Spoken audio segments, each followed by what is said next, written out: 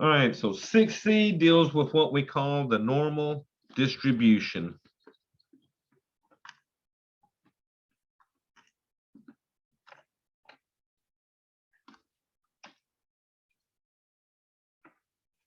So we're talking about the shapes of them graphs, okay? So the normal distribution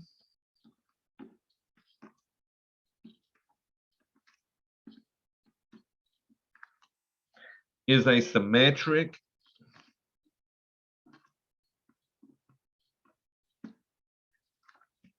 bell-shaped distribution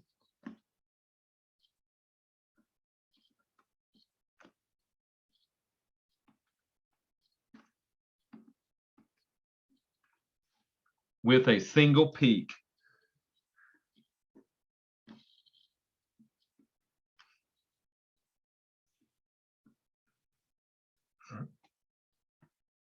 So the peak of the shape or the curve, it corresponds to the mean, median, and mode. So its peak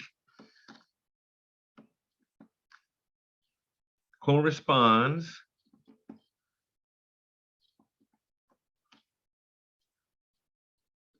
to the mean, median, and mode of the distribution.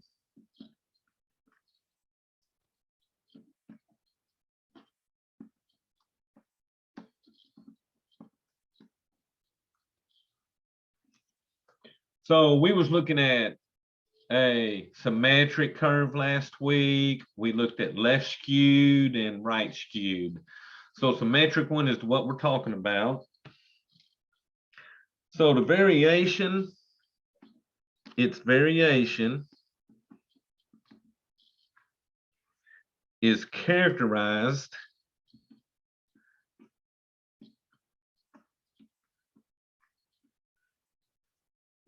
by the standard deviation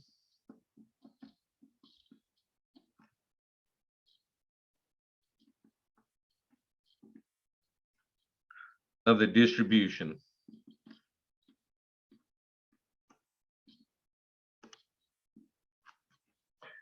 So remember, if the standard deviation is wide and large values, then it sort of flattens that curve a little bit. If your standard deviation is small, there's not a lot of outliers happening, then remember it's more of a tall peak.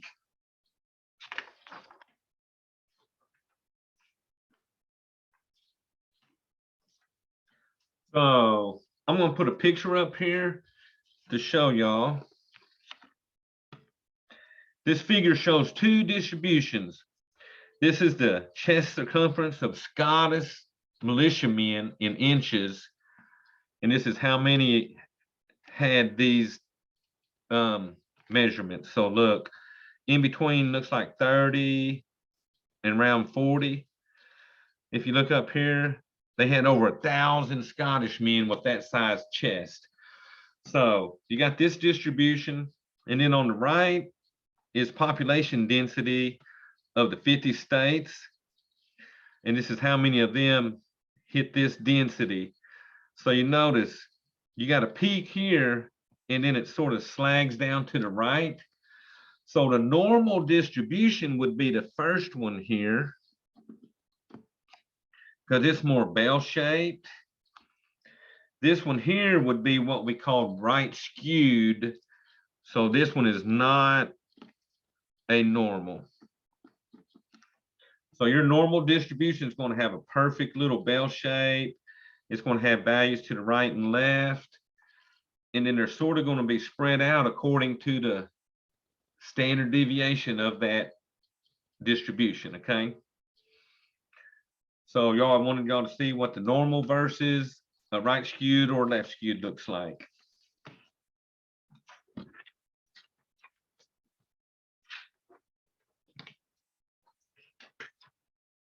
So what conditions for a normal distribution?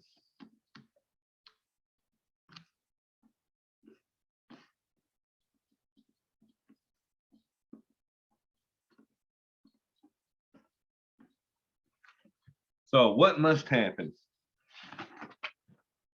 And let's see, I got 4 conditions.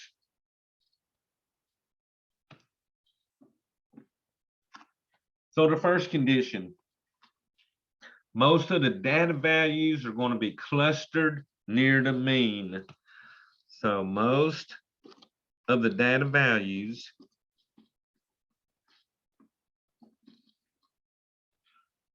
are clustered near the mean.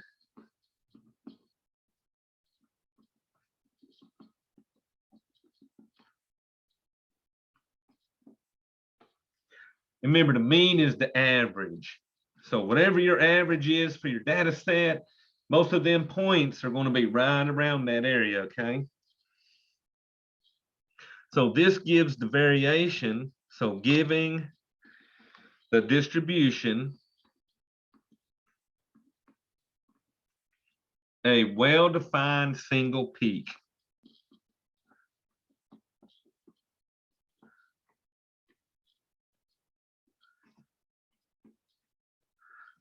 So it's going to be like that little bell curve I showed you a while ago. It's going to have a nice center, and then it's going to sort of flow down on the sides. So the second thing, the data values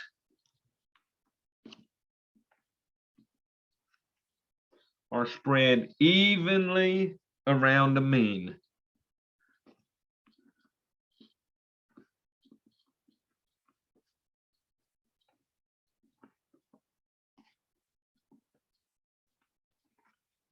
Making your distribution symmetric.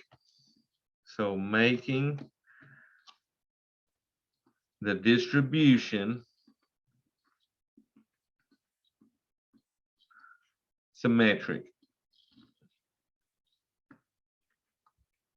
So it's got a single peak. It's going to be symmetric, which means it sort of flows the same on both sides.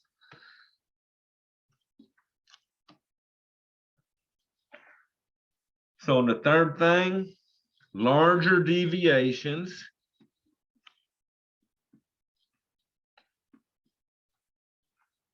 from the mean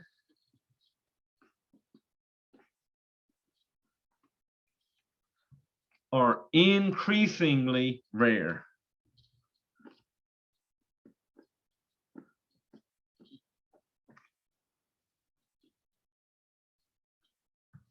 Producing the tapering tails of the distribution. So producing the tapering tails of the distribution.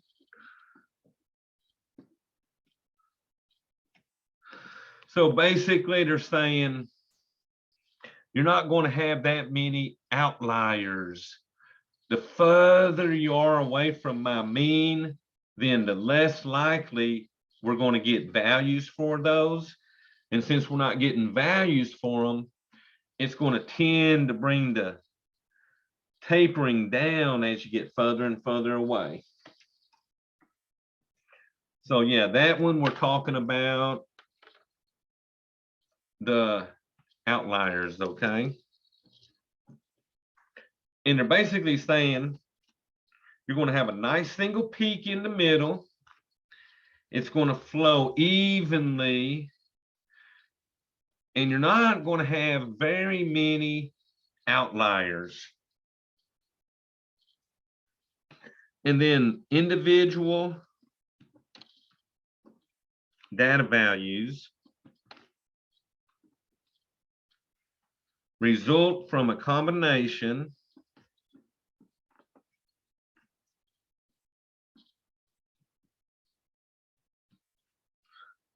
of many different factors.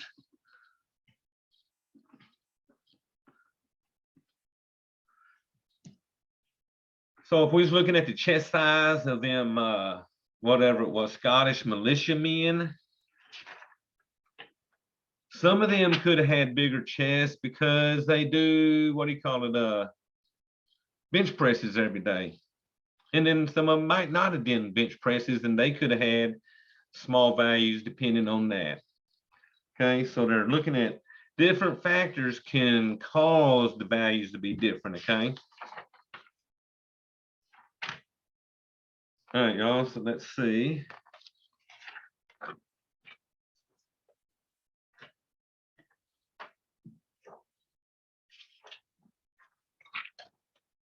All right, so the next chart I'm going to show you is the general rule for a distribution.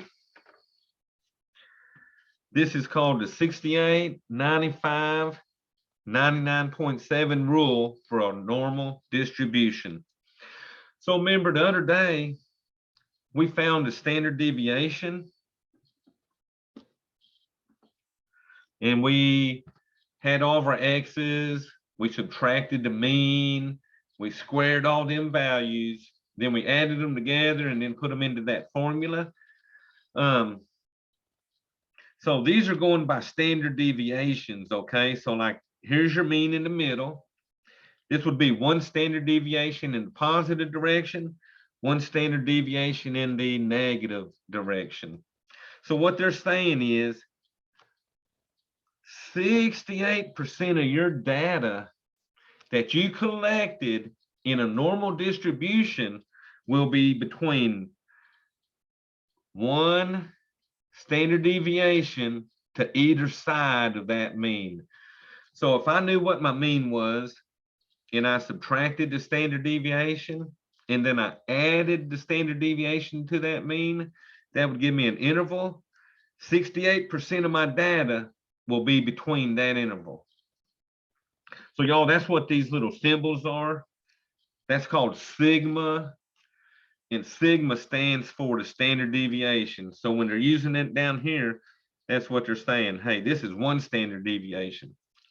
So look at this second tier right here, 95%.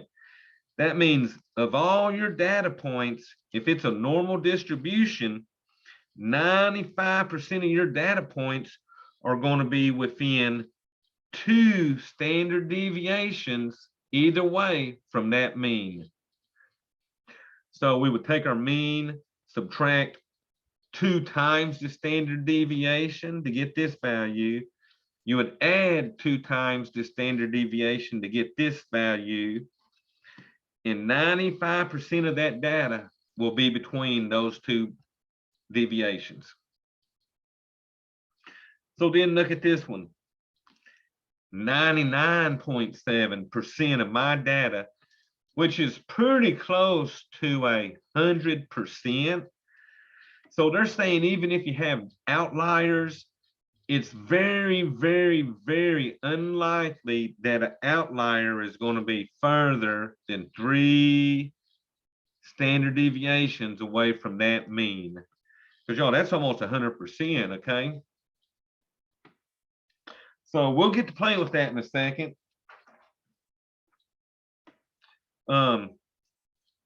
So this is a general rule as long as this is a normal distribution.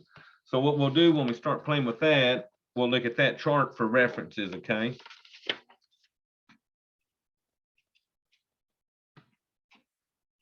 Alrighty.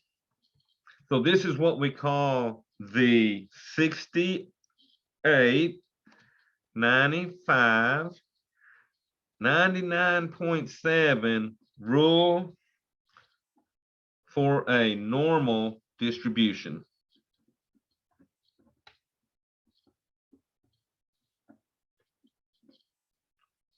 So it's basically explaining that graph I just showed you. So about 68%, or just over 2/3,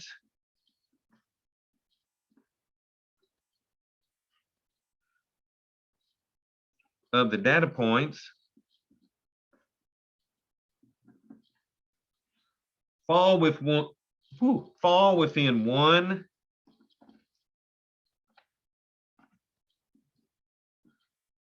standard deviation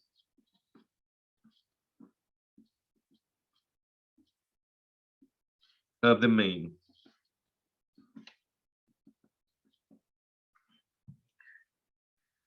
Then we said about 95%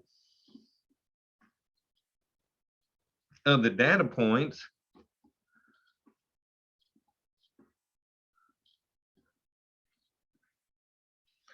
fall within 2 standard deviations of the mean.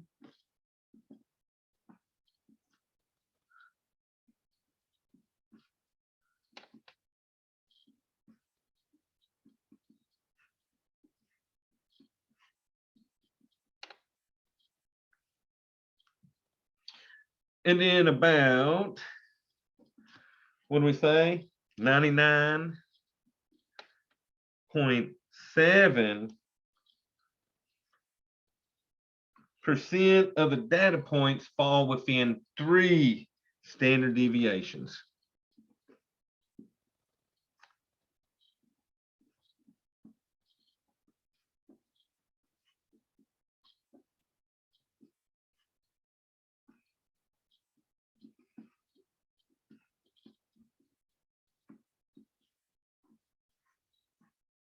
And that's of the mean. So we're really focusing on that mean on this stuff, okay? So let me write one in real quick.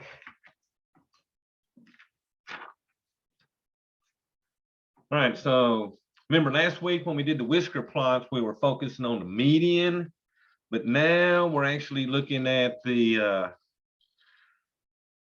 distribution curves. So we're dealing with the mean on these.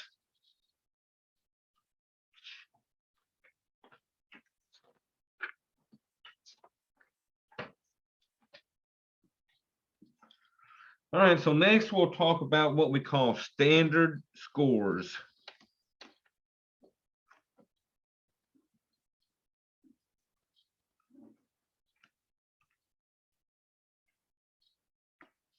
And they often call these a z-score.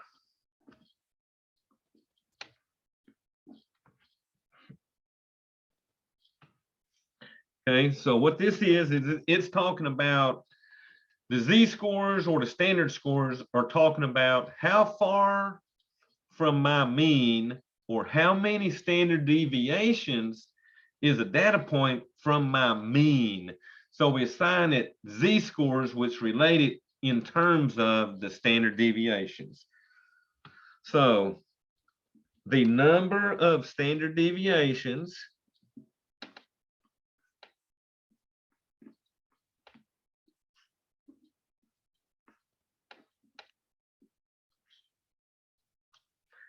a data value lies above or below. Now remember, if they're above, they're going to be positive. If they're below my mean, they're going to be negative. So lies above or below the mean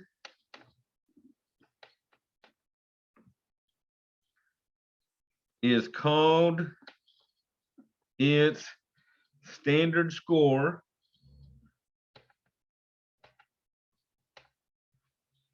Like I said, that could be a z-score. Defined by, so this is how you're going to find them. This is how we find our z-scores. Our z-score is going to equal our standard score. So this is just letting you know that the z and standard score mean the same thing. But the actually formula is going to be the data value minus your mean. You take that answer and divide by your standard deviation.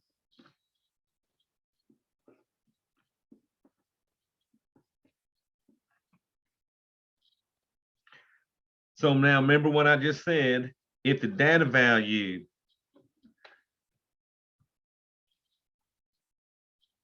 and then the standard score.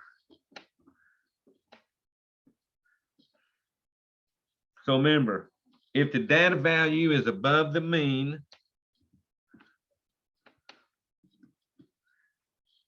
then it's going to be positive. if it's below the mean,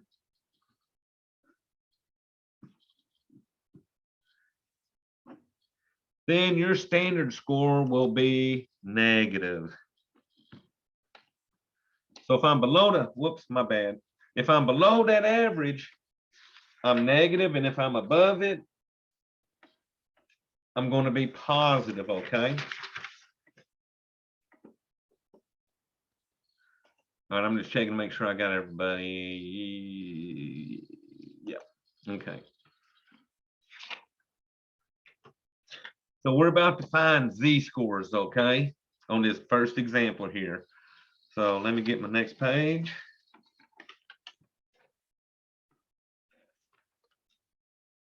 I'm going to turn this over because it's folding up. So y'all, this example, we're going to find some z-scores, okay? So you can get used to doing that. So they're telling me the Binford-Bennett IQ test is scaled so that scores are normally distributed. So normally distributed or distributed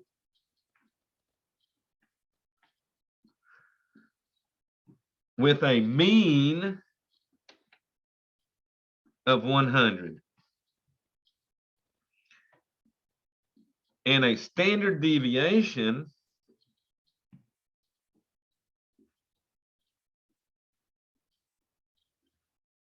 of 15. So they want us to find the standard scores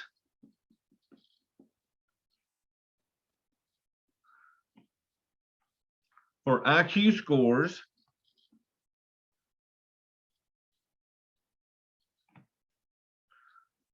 of 85, 100, and 125. So remember, I'm going to use that formula I gave you. And the formula was Z equaled the data value minus the mean divided by the standard deviation. So for the first one, so this is going to be 3 problems in one because I got to find 3 z-scores. So first I'm going to find the z-score for 85, and I guess I'll call it standard score since that's what they're calling it in the problem. So the standard score, whoops, forgot to see, for 85. So remember, for 85, we would use z equals 85 minus my mean. So remember, my formula said the data value minus the mean. So they gave me the mean up here of 100. So we'll have 85 minus 100 divided by the standard deviation. And they told me that was 15. So remember, since my mean's 100, 85 is below the mean of 100. So this should give us a negative number. So y'all, I'll flick to my calculator. So now if you're doing this all at one time, put parentheses around the top of that fraction because you got 2 parts up there. So I would put parentheses 85 minus 100, close parentheses, and then divide that by the 15 on the bottom. So we get a -1. Now, another way you can do that problem if you don't want to use parentheses is hit the alpha button and then the y equals button. And ND is highlighted, so hit enter. And it'll bring up a fraction. And on top, you just do 85 minus 100. And then click to the bottom, put in 15. So look, either way you do it, you're going to get a -1 on that, okay?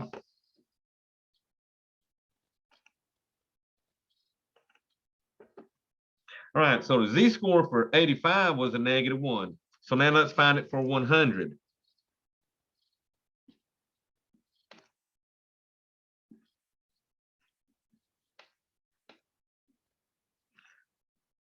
So I'm going to let one of y'all work that out real quick, and I'll let y'all answer that before I work it. So I'll give y'all a minute or so. And then y'all can either chat me that answer or tell me.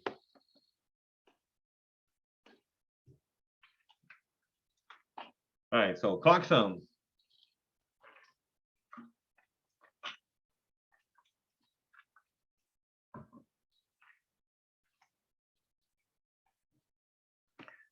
Somebody wanting 100 on them participation points, ain't they?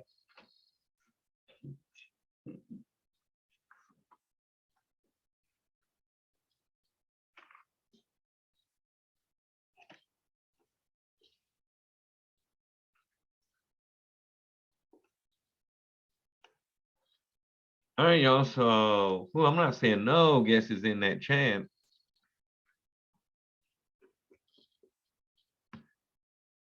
All right, so apparently y'all gonna make me do the second one, and then y'all gonna have to do the third one, okay?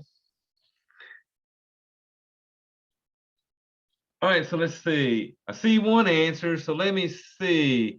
I'm gonna show y'all how I would do this one. So I got my Z.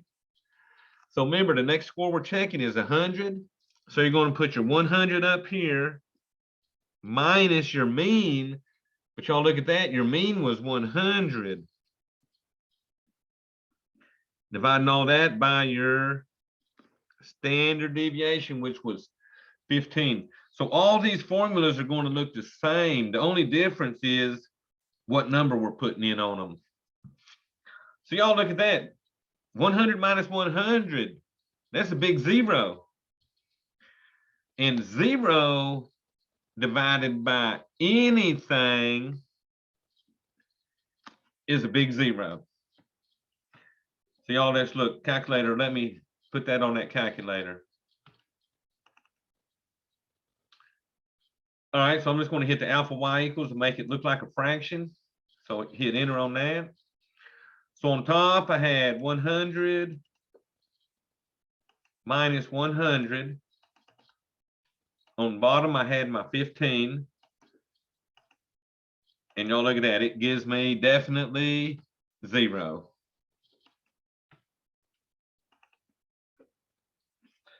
All right, so now we got to do the standard score for 125. And y'all remember this. Anytime this data value right here equals the mean, then it's right on the mean, so it's not going to have any standard deviations away from it when they're equal, okay?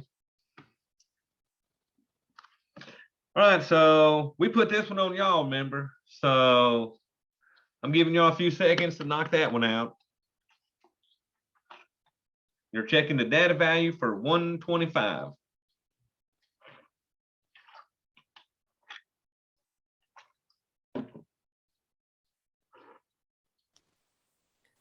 .66. Yeah, and you should have had an actual another 6 on that probably. Yeah, it is. Yeah. So round that on up to about what, a 1.67 maybe? Right. That'll work. I tried to throw y'all a curveball with a decimal, but it didn't work, did it? So what that means, since it's 1.67, that means that this 125 was in between 1 standard deviation and 2 standard deviations from that mean, okay? So anytime you get decimals, it's like they're in between those 1 and 2 deviations. If that was 2 point something, then it would have been in between 2 and 3.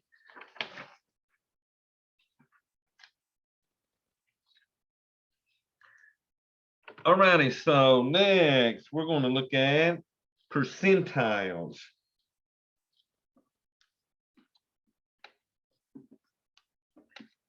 Now, y'all have heard of these before, because if you've ever done them little tests they do in school, where everybody takes that test probably once every 2 or 3 years.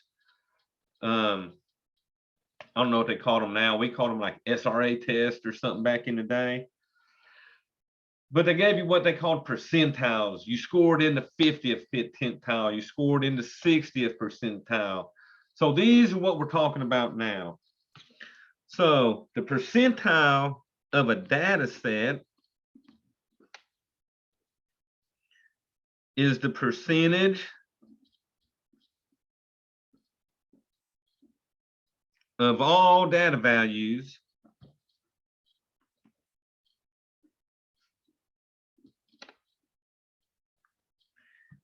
in a data set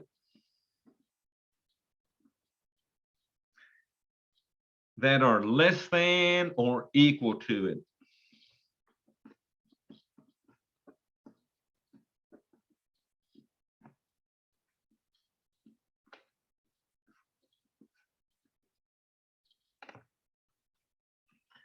And then it tells us a data value that lies between two percentiles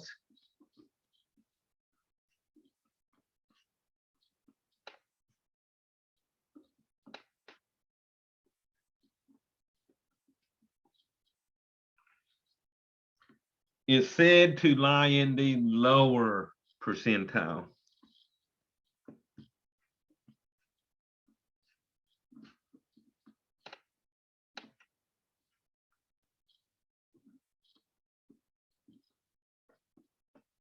Which means basically with percentiles, you're rounding down instead of rounding up on these, okay?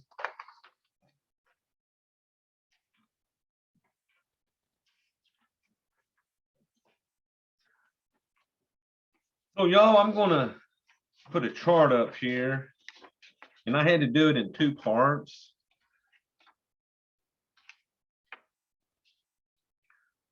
And what I'll do is I will send y'all the file so you can print off a copy of this. But it's in the Blackboard, in with my lecture videos. I got a copy in there also. But I'll send you a single page copy because on when I was printing this out, it made it into two. This should be one nice long table.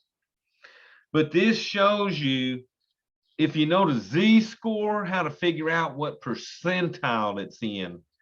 So notice right here in the center where I'm at, 50th percentile, that's when you're at a Z-score of 0. So 50 percentile is going to be right on that median, mean, mode type area, that peak. That's going to be right in the middle. So that's your 50th percentile where the Z-score is 0. As these Z-scores become more further out according to the deviations, notice that the percentiles also go up. And I was going to show you the very last, the bottom of the chart where you can't see. If you're way out here at 3.5 standard deviations, remember we said almost 99.7% of the data is within that. So that's why you're almost at 100% percentile. If you look over here on the first chart I had, when you're at a negative 3.5, so you're on the left side negative direction, that's pretty much 0%. Okay, you always got to have a little bit of space for a possible extensive outlier out there, okay? So, but a normal distribution, if you got a Z-score of negative 3.5, then your percentile, you're very low at a 0.02. But just make sure the middle 50% has a Z-score of 0 because that's right on the mean. And then it goes positive one way, negative that other, okay? So I'll show you an example actually using that.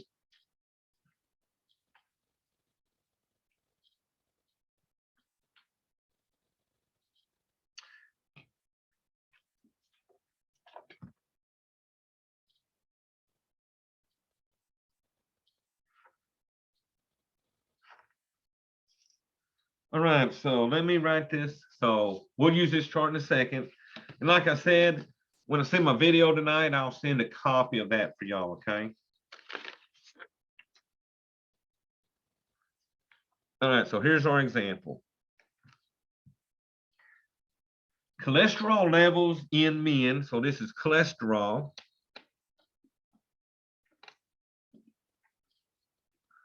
In men 18 to 24-year-olds are normally distributed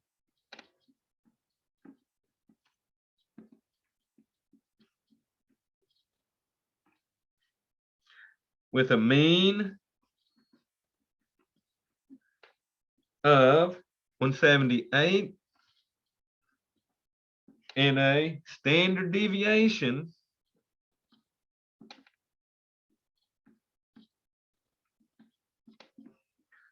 of 41. So they want to know two things in here. In what percentile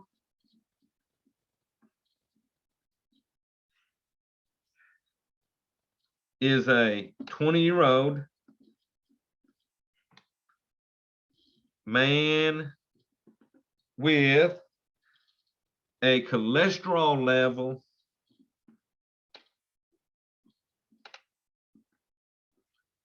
of 190. So for this one, since we know his data value, to use my chart, remember my chart, what you got to know on it is either the z-score or the percentile to find each other, okay? So since we wasn't given his percentile, but we know we can find the z-score because we got his data point, we know the mean, and we know the standard deviation. So what we want to do is find his z-score, and then we can relate it to the chart to see what his percentile will be, okay? So we want to find the standard score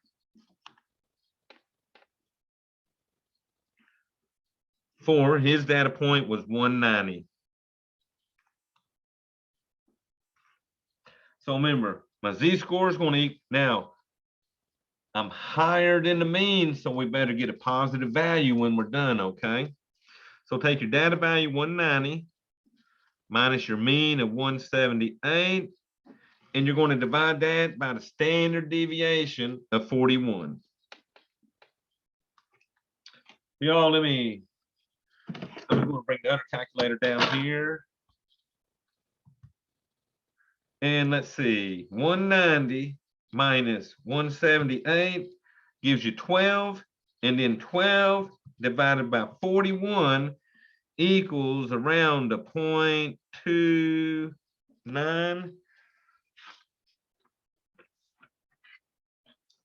So I'm going to keep it about so that'd be what, a 0.29 if you want to add the 0.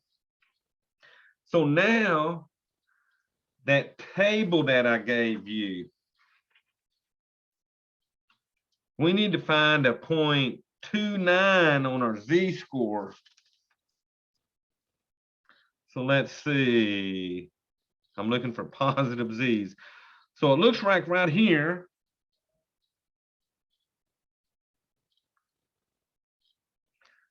.29 is really going to put me right around that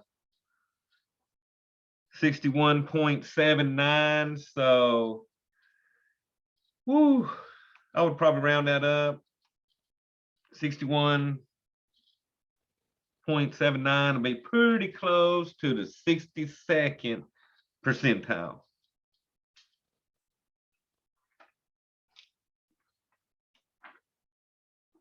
If I was closer to 25, I'd have went with the, what would that be? That's almost 60th percentile. So you're sort of going to round these up on that.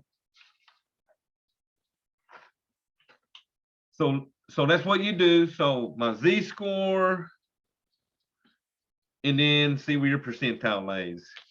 Now that other chart I got is a little more detailed than this one, the one that I'm going to send y'all. So it'll be a little better. All right, so what I say, we said 62nd percentile.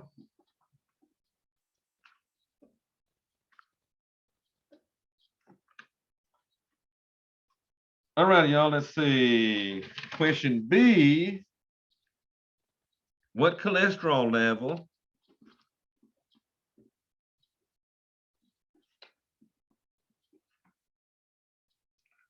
corresponds to the 90th percentile?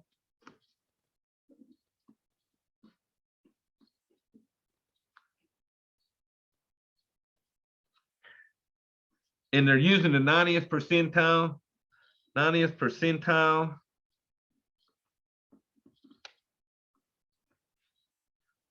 is the level at which treatment may be necessary.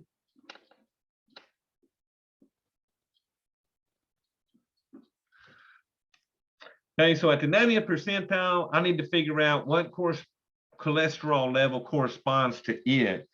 So I'm going to look at that chart.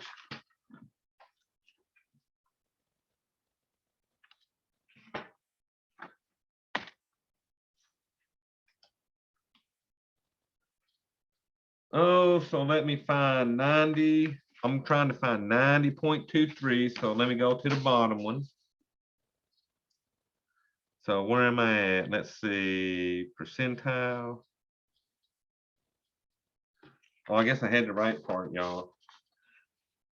Oh, right in here.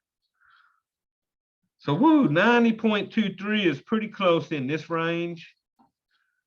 So I'm going to say it corresponds to a z-score of 1.3. So we know the z-score around 1.3 for the 90th percentile. So now what we got to do is figure out what data value has that kind of z-score.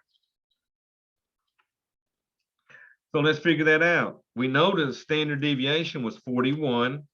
So first take the 41 times 1.3.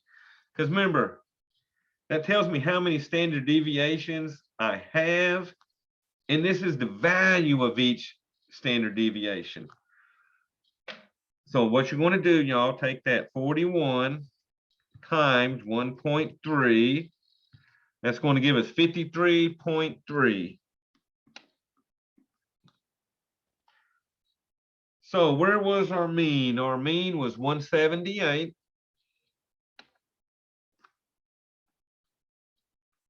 So take that 178, add what 1.3 standard deviations equaled, which was 53.3. We're going to add them up.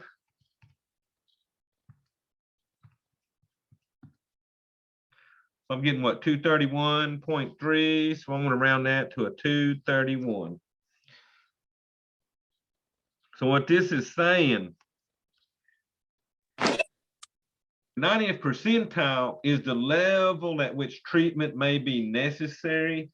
This means that if you actually have a cholesterol score of 231 or above, then you're probably going to need some kind of treatment to get it controlled. So part A, we were looking for the percentile given the data score. So we could put that right in the formula, found what the z-score was, used the chart, got 62nd percentile. This question, they gave us the percentile, and we were sort of working in reverse to see what score corresponded to that. So when you're working it in reverse, we took the percentile, found what z-score it equaled. Since they told me the standard deviation was 41, I multiplied 41 by my z-score, which is telling me it's 1 and about 1/3 of these deviations, which equaled 53.3. Add that to the mean to get the actual score. Now remember, if this was a negative z-score, this would have been a negative number, and we would have subtracted it from the mean.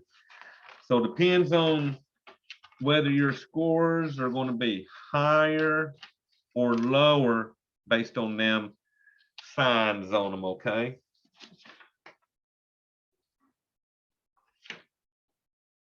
All right, y'all, so let's look at some of these homework questions.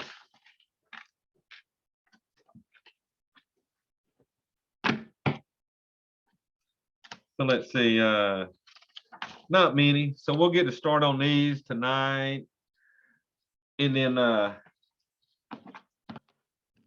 finish them up definitely Wednesday if we got to. So let's see if this makes sense or not. The heights of male basketball players at a local college are normally distributed with a mean of 6.3 or 6 feet 3. So they're saying you got a little bell curve. They're saying the height of your mean is 6 feet 3 inches and a standard deviation of 3 inches. So for each deviation, you're going to knock off what, 3 inches? So this would be 6 feet 0. This would be 6 feet 6 inches. If you went another deviation, you get a what, 5 9 or so, 6 9 or so on that side. Does that make sense? Could that represent a basketball team on a college? So what this is saying is most of my players average around 6'3". 60-something% of my players are going to be between 6 feet and 6 feet 6 inches. If I went out another standard deviation, this would be 5 feet 9 inches. This would be 6 feet 9 inches. So now they're saying, hey, 95% of my players are going to be between 5 feet 9 and 6 feet 9. So that's sort of what them deviations are doing. So y'all, that basketball players are usually pretty tall. You got less of the big men and less of the small men than you do your average 6 feet 3 inches probably. So we're definitely going to say that would make sense, right?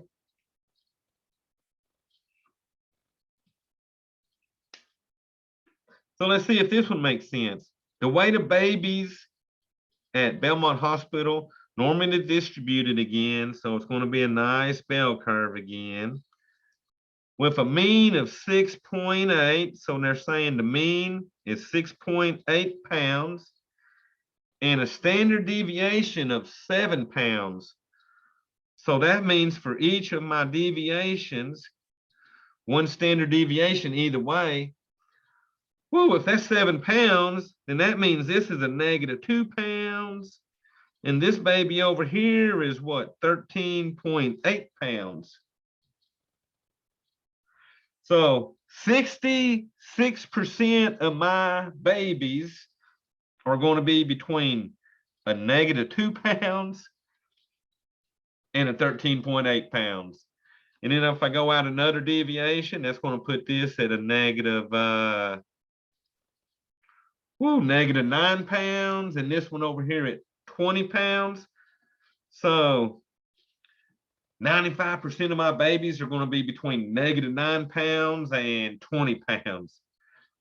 Does that make sense to y'all? No. Whoa, my bad. That's a no. They changed the answer on me. It does not make sense. You can't have negative pound babies anyway, right?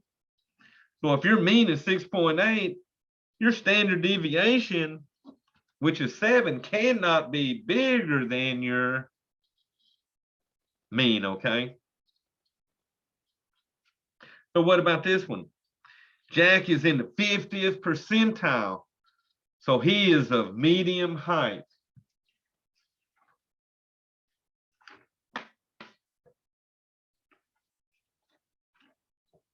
Now, if you remember this thing, your bell curve's coming down, right? Your median is the peak. If you're in the 50th percentile, Remember 50th percentile, if we look on our chart, let me find 50. So here's 50th percentile. It has a z-score of 0. So remember, if it has a z-score of 0, it's equal to the median. So that makes sense because the 50th percentile is the mean, median, and mode, okay? So let's see what they say here. So two of them that say make sense. 50 percentile means 50% of heights are less than or equal to jacks. That's true. The median is the middle value. True. So I would say A on that one. Oh, this one said the 50th percentile is by definition the mean height. Well, remember we said it was equal to the mean while go, not the mean, yeah. Oh, where'd I go with y'all on that?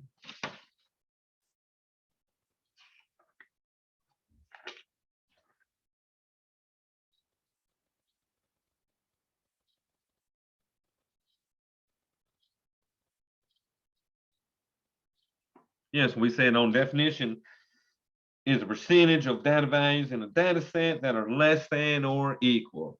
So, oh, where'd it go? Right there's the key word on that, okay? So pretty much just definition type stuff on that. Now, consider these three distributions. Identify the two distributions that are normal. Of the two normal distribution, which one has a larger variation? So what's my normal distributions?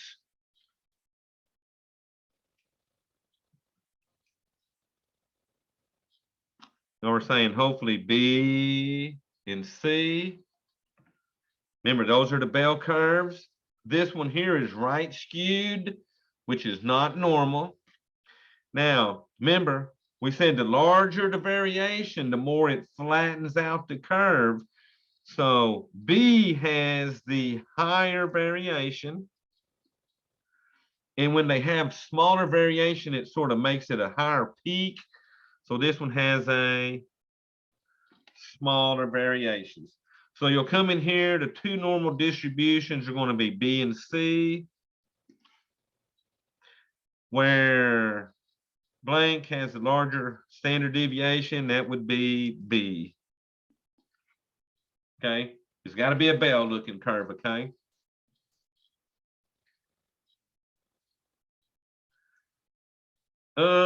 So let's see. Would you expect these to be normally distributed? The weights of 200 new pickup trucks of the same make and model. Well, I would really think most of them are going to be right on the average. You might have a few below and a few above. So I would think that would be probably normally distributed. So let's see. That one says not. This one says is. But they're saying they're all the same weight. Let's see what this one says. That is expected normally, since the trucks are all the same make and model. Most of the trucks will weigh the same weight. And then, like we said, some may weigh more or less due to manufacturing defects, making it normally distributed. I would probably pick that one. Okay.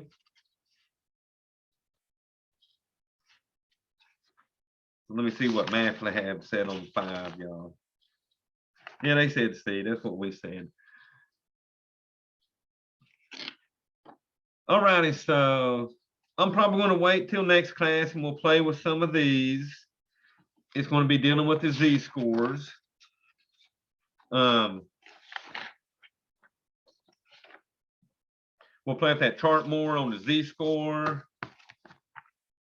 And then I want to go over part of the quiz you're going to see for chapter 5 and 6. So for your project, hopefully by now you have a question picked. Also, you need to have some type of survey for 20 to 25 people. So whether you're going to ask people live, whether you're calling them, or you're going to put it on some kind of social media, you want to get this survey out there because you got to give them a little time to get you some answers back, okay? So I'm hoping this week you're getting your people to respond. Next week, we're going to start playing with the data, okay? So try to collect your 20, 25 people on what question you want this week.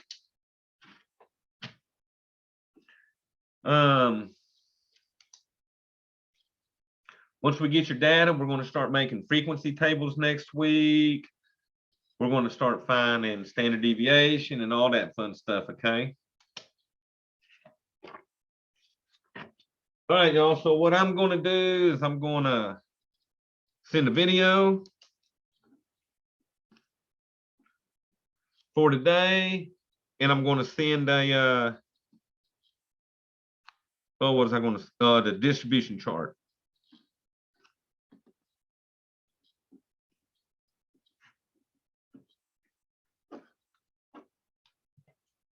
All righty, so I'm going to stop that share. And like I said, we're going to get back into this homework on Wednesday. This is pretty much the only section this week because these graphs and z-scores can be a little tricky. So if you don't feel comfortable tonight doing your homework, you'll be good to go after Wednesday, okay?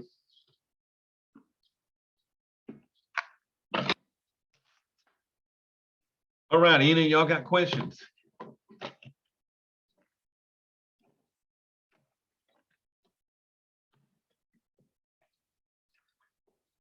All right, so we'll stop the recording.